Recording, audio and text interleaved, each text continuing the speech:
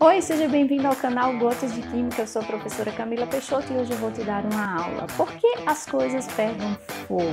Por muito tempo o homem tentou explicar esse fenômeno através da química. Muitas teorias surgiram e talvez uma das mais famosas seja a teoria do flogisto. E é sobre ela que nós vamos estudar hoje. Você vai conhecer o que dizia essa teoria, quais as suas deficiências e como ela foi definitivamente derrubada. Aproveita e já deixa o like agora, se você não é inscrito, inscreva-se aqui no canal, balança o sininho, ativa as notificações e vamos lá, vamos embora.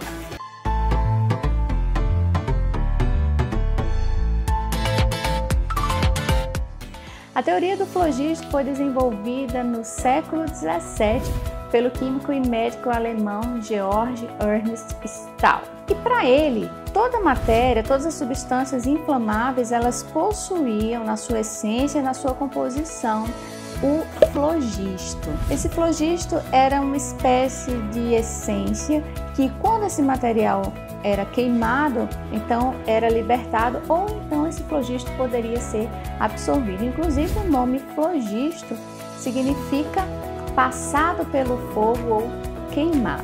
Quanto mais rico em flogisto fosse o material, mais facilmente ele se inflamava. E essa combustão, essa queima, ela acaba justamente depois que todo o flogisto é desprendido. Essa era a explicação de Stahl. Então ele estabeleceu que tanto para combustão de material orgânico, por exemplo, madeira, carvão, e também para calcinação de metais, que é o processo que a gente hoje conhece como oxidação de metais, ambas as situações, combustão e calcinação, seria explicada através do flogisto. Stahl ele estabeleceu duas diferenças entre combustão e calcinação, concernentes à velocidade em que elas ocorriam e também a reversibilidade desse processo. Para ele, a combustão era um processo rápido e irreversível, enquanto a calcinação era um processo lento e irreversível. No caso dos metais, Stahl explicava que um metal era composto por uma matéria terrosa, que variava de metal para metal, e o flogisto. Durante a calcinação, durante o aquecimento, então ele libertaria esse flogisto e formaria a cal. Olha só aqui a equação. A gente tem um metal que, quando é queimado, vai formar cal e libertar o flogisto. Essa cal hoje a gente chama de óxido, tá? É um óxido daquele metal que está sendo queimado. E como a gente falou, para Stahl esse processo de calcinação era possível de ser revertido. Para isso, bastava a gente colocar junto daquela cal, daquele óxido de metal, um material que fosse rico em flogisto, como por exemplo o carvão. Então, o flogisto do carvão seria libertado e entraria ali novamente naquela cal, reconstituindo, regenerando o metal de origem. A teoria do flogisto acabou sendo rapidamente aceita na comunidade científica, porque ela explicava pela primeira vez três fenômenos que já se observava há muito tempo. O primeiro fenômeno é a perda de massa durante a combustão. Então vamos imaginar, você tem uma fogueira, você queimou, né, aquela lenha ali, aqueles pedaços de madeira, e ao final vão restar as cinzas. E é óbvio que a massa das cinzas é menor do que a massa de toda a madeira que você queimou. Isso a teoria do flogisto explicava como sendo pela perda do flogisto. Uma vez que toda aquela madeira liberou flogisto, a massa diminui. O segundo fenômeno que a teoria do flogisto explicava é a impossibilidade de um combustível arder sem a presença de ar. Por quê? Porque o ar seria necessário para absorver o flogisto que seria liberado, desprendido daquele material. E o terceiro fenômeno é o término de uma combustão. Por que as coisas param em um certo momento de queimar, né? Isso a teoria do flogisto explicava que é porque todo o flogisto era desprendido, então se não tinha mais flogisto para sair, acabava ali a combustão. Vamos lembrar que a partir do século XVIII a química deu um salto, né? Começaram a ser feitas atividades experimentais com cada vez mais exatidão, mais precisão, as medições muito mais elaboradas e bem feitas. E a partir desses experimentos realizados, principalmente na segunda metade do século XVIII, começou a se observar que o metal que passava pela calcinação, a massa dele não diminuía, como afirmava Stahl, mas sim aumentava.